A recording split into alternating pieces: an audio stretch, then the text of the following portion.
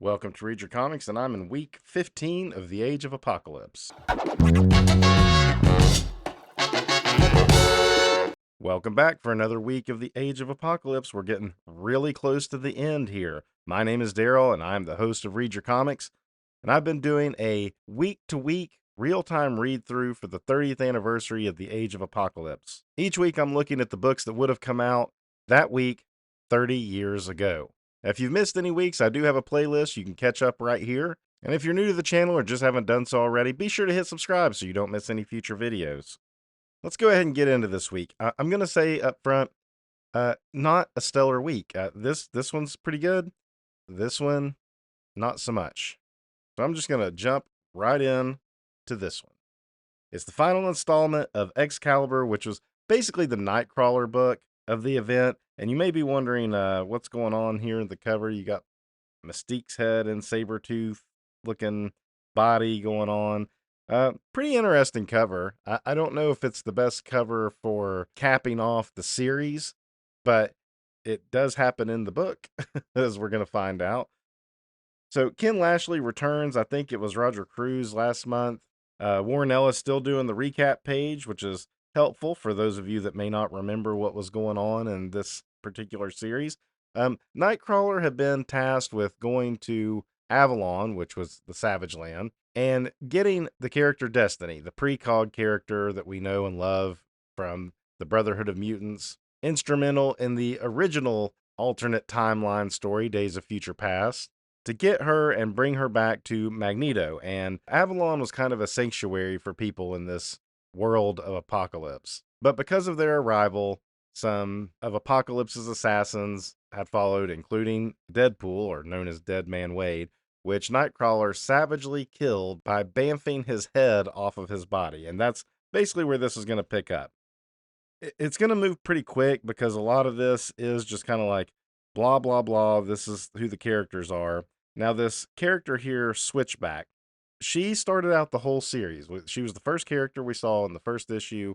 She was traveling to Avalon where people like basically give up all of their goods to Mystique, who was kind of the fairy agent. But we don't know a lot about her and what she can do. But we learn right here, she's able to do this like little time skip thing where she can go backwards in her own timeline by 10 seconds. So we're in the fourth issue and we finally kind of find out what she's capable of doing. And it kind of freaks Mystique out. It says, don't ever do that again without a warning. This is Damask. She was one of Apocalypse's assassins that was with Deadpool, but once she saw Avalon and the green and the beauty of the place and realized the world could be a much better place, she switched sides to be with Mystique and Nightcrawler. And there's a weird part here where she, just wants to like feel Nightcrawler's face. She says, just as I thought, like velvet. So we also start getting this narration that says, can you see me? And they go and see Avalon in flames. There's Destiny's adopted son, which is Cypher from the New Mutants. We may remember him. We thought he died in the last issue. In the initial attack, there was an explosion, and I thought he got killed. But apparently he's okay. But other people around him are all hurting. I think Mystique has her big guns. Mystique with her big 90s weapons. In here, there's a silly line where Switchback names the team X-Calibre. And that's the first time it's said in the fourth and final issue that they've decided they are a team now, which was kind of corny. But anyway, all of a sudden, one of the other members of Avalon starts like freaking out, using their powers and frying the people around them. And this is where we kind of learn that something else, something telepathic has taken over Avalon. Got to have a sideways page because it is a 90s book. It turns out it's the Shadow King. The Shadow King has popped up periodically in a couple of the titles, and this is his big moment, though. Not a ton of build-up across the whole series, so kind of strange that they've decided, okay, now the Shadow King is going to make the big play in this title. So the Shadow King is able to jump from like body to body and basically wreak havoc across the way. So Mystique's going to blast the body, which is really just the host, kills the host, And Damask says that the Shadow King is able to just jump to the next person and maybe multiple people to cause and inflict more pain that way. Another sideways page. And that's basically what he's doing. He's just causing chaos across Avalon. And in the narration, he's basically describing himself, his powers, that he's evil, that he wants to cause pain and suffering, yada, yada, yada. Going from host to host, it's, tearing Destiny apart figuratively, not literally, because she'd built up this sanctuary. But in this moment, she's learning that there is no such thing as a sanctuary in the world of Apocalypse, that everything is just fleeting. There's only temporary relief. And even though this has been going on for years, it was inevitable to come anyway. And she's realizing that in this battle. Damask, who had turned sides, remember, she says that she was actually trained by the Shadow King. She has this telepathic thing where she can like send out these psychic chains to psychically skin someone. So she tries to do it to the Shadow King, which she says she always dreamed of doing that to him because she hated him. Sounds like Shadow King was almost like a Granny Goodness of this world to some degree. But he's still able to escape, and it basically just did it to the host here. So they're struggling to find a way to defeat the Shadow King. You get a lot of gruff Nightcrawler in this too. He doesn't mince words, with Cypher here complaining that they're the ones that brought all this destruction to Avalon, and he's just like, get over it. It was inevitable. Welcome to the real world. It finally found you. So Nightcrawler a bit of a tough guy in this world. That's already been established. Oh man, we got the 90s Photoshop, liquefy. This is one of those examples of they've had a new tool, kind of primitive by today's standards for sure, but they wanted to play with it and they went crazy trying to mess with it. So the Shadow King is taking over Mystique and turns her into Sabretooth. And so far, all of the host bodies that the Shadow King has jumped into have been killed. This is a pretty good page overall. I mean, the way Sabretooth looks is pretty awesome, except for the overuse of the Photoshop liquefy there. Fortunately, they get a second for Nightcrawler to come up with the plan. So Nightcrawler says that when he teleports, he is actually in like limbo for a split second as he moves from, position to position. And he theorizes that maybe the Shadow King is doing the same thing when he jumps from host to host. So he comes up with this plan that if he bamfs with Switchback and Damask, and she uses her ability to slide back 10 seconds while they're in the middle of his teleporting. And then if they're there, she can use her psychic skinning power to attack the Shadow King. And it works. I mean, here they are. They bamf. This is Nightcrawler's little limbo. Switchback's doing her little thing here where it looks like they're kind of glitching. And they see him. There's Farouk right there. And then she's able to use her skinning power, these like chains with claws at the end, to pull him back. And this went back.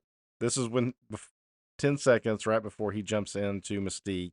So in that regard, they were able to prevent him from taking her over. They come out and it freezes him enough in the other host body that he was in. Then he has this power. He's going to try to kill Destiny because he knows Magneto wants Destiny. And you get Cypher, who jumps in the way to save her, and now he is dead. Thought he was dead in the last issue, but now he really is dead. Which, of course, upsets Destiny, and now she's like, okay, take me back to Magneto, whatever we got to do to take this battle to Apocalypse, that's what we're going to do. So it's a pretty satisfying, like, climax to this series, I think. It was a good journey from Nightcrawler having to take the pirate ships and stuff to get there, meeting up with Mystique, the attack on Avalon. Avalon as a concept in general is pretty good. I like this series for the most part. Ken Lashley, I'm kind of on. I mean, very 90s style, kind of looks like a little bit of Tony Daniels mixed with a little bit of that Roger Cruz style at the same time, but more than serviceable, I would say. everything built up pretty naturally, except maybe the Shadow King, who didn't really play a major part in the earlier issues. He'd been around in the other books, the other titles made appearances, but it was so kind of weird for him to show up at the last minute and for him to be defeated in this way. But otherwise, I did enjoy the Excalibur series overall. I like Gruff Nightcrawler too. You can't really complain about that. This book, on the other hand, X-Universe #2, I'm going to go ahead and admit I did not like this book. Not really at all.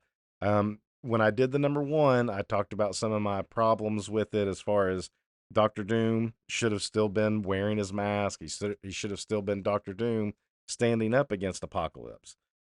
Iron Man, I mean, he's got the Iron Man chest plate here, but why would Tony Stark have not gone ahead and made a whole suit of armor? The idea of only Sue and Ben being kind of like survivors of the group, that the other two were killed, that's okay. And then they never got their powers, but why didn't they?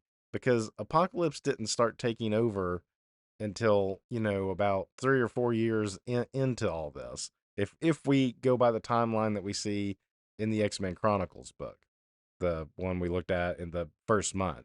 So for that reason, I don't think this works in trying to place the non-mutant characters into this world. I just don't like how they handled it at all. Matt Murdock, of course, there. Donald Blake, who never became Thor. And then you got the Hulk. And the Hulk seems like he should play a big role in this story. And as we'll see, it's just disappointing. So we got Carlos Pacheco is the artist on most of this. Terry Dodson does some of the last few pages. So Terry Dodson, kind of a fill-in guy throughout this whole event. He filled in for some pages on the Factor X book. He did the whole X-Men Chronicles #1 book. So kind of interesting that they were using him to just kind of fill out whatever needs were, I guess, falling behind on this entire event. Sideways page, got to do that. So these refugees, or they're not even refugees. This is in Europe. These are just humans, and they have them like they're refugees. They're drawn in these like poses and stuff, like they're trying to escape something. They're actually volunteering to be part of this like enhancement program for Mikhail, who is one of the horsemen. And I don't quite understand, why would they do that? Why would they go to be turned into like not exactly mutants just to survive in this world? It's like they kind of looked at it as their last chance. And in the last issue, we saw our heroes. They were on the ship with Mikhail. They were supposed to be there to negotiate with him, but now they're like trapped for some reason. And it's like they're part of this augmentation program where they're gonna mess with Tony Stark, and so Tony Stark is being put into this thing for this augmentation, and they're gonna mess with his like chest plate thing there. This is the character Empath, who is sending out like emotions across the people to make them want to do this or keep them docile, kind of like the Brain Trust was doing in Factor X. I don't know. It just doesn't make a ton of sense to me. Matt Murdock here is having some like thoughts about himself. Notice the, Christ-like crucifixion here of this character and Matt Murdock. That's on purpose. Here you got some Human High Council stuff. First time we see Thunderbolt Ross as part of the Human High Council here. We've seen Moira McTaggart. We've seen Bolivar Trask as part of it. And they're negotiating with Miguel.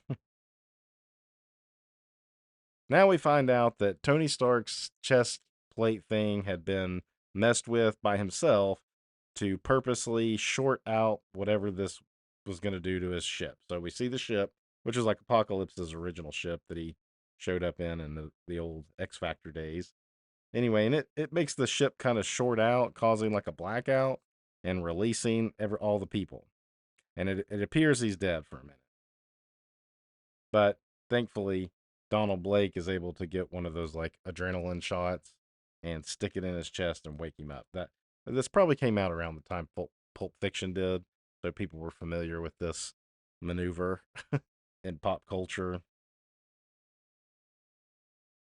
Like I said. So now they're just going to take an assault on the ship. So, it's, I guess it's kind of cool, but I feel like the same thing was happening in Factor X almost exactly, but with Cyclops and Jean and the Bedlam brothers causing a blackout and all the chaos that ensued. They, I don't know where they found this like armor, put it back on. They get some guns.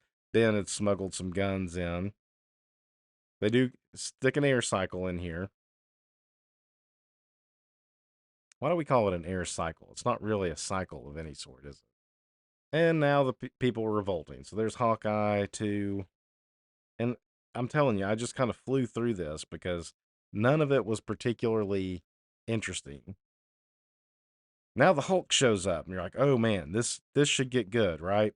First, Tony and Gwen they go to like the bridge of the ship, and Tony needs a second to do something, get into the computer system, and then the Hulk shows up.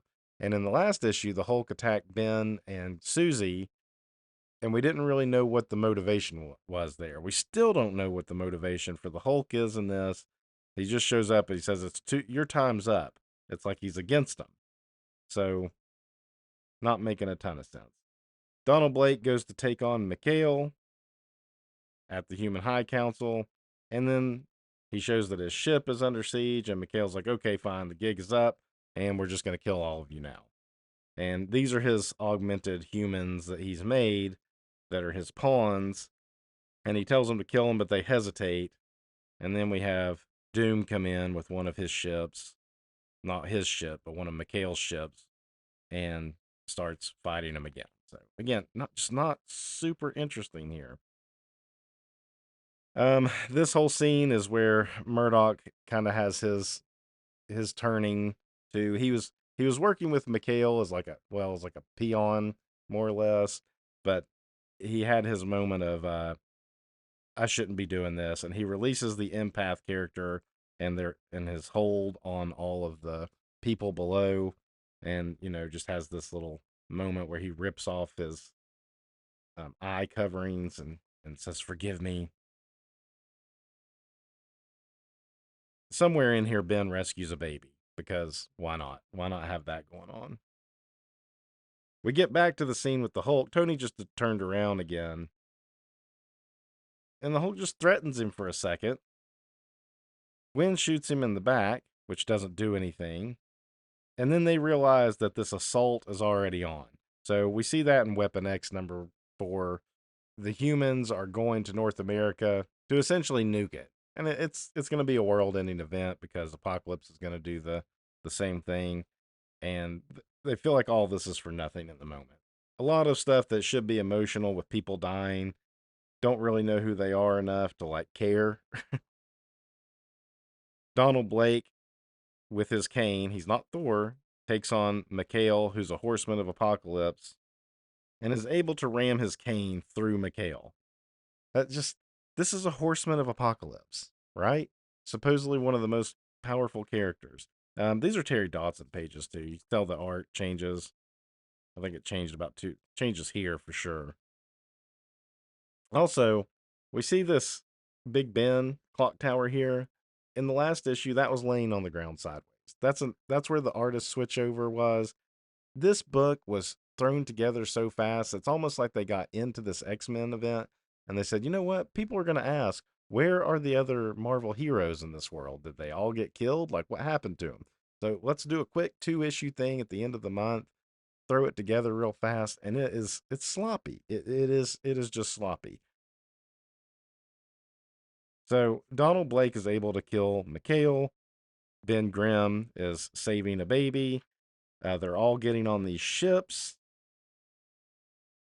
The Hulk just transforms. He sees the war going on or whatever, and it stresses him out enough that he turns back into Banner.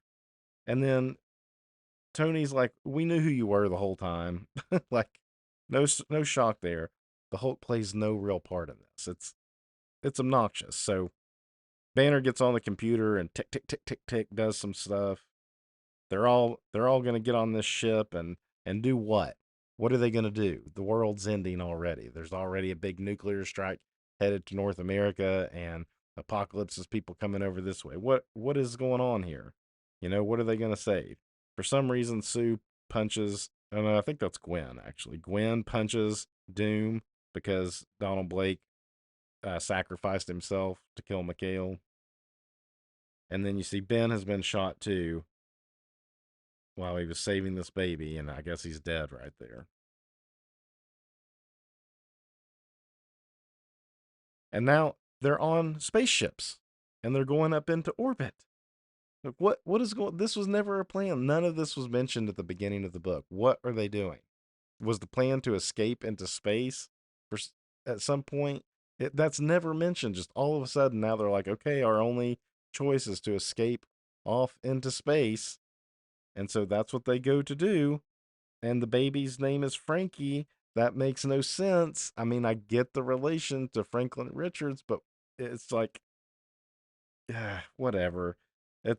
They jump into hyperspace, and that's the end of this book. And I'm glad I'm done talking about it. I have nothing else good to say about it. Some of the pages of Pacheco art are pretty good. The Terry Dodson art kind of seems slapdash thrown in pretty fast. Disappointed. Okay, so recap the week. Good. Meh. And this is the hardest I think I've been on any book so far in the whole event. So that's it. We got one more full week left of books. It's going to be a big one. And then we wrap the whole thing up with X-Men Omega. I hope you've been enjoying this series. Once again, don't forget to hit the playlist if you missed any previous episodes. And as always, read your comics. Thanks for watching. If you enjoyed my breakdown of this issue, you can support the channel by hitting subscribe. It costs you nothing and helps other comic fans find the channel. You can also visit readyourcomics.com for cool merch, like this. Read Your Comics isn't just a brand, it's a mantra. And when you wear a Read Your Comics shirt, you are helping spread the word. For more classic comics conversation, be sure to follow me on Instagram at read.your.comics. And if you're still here, why not watch one of my older videos? Here or here.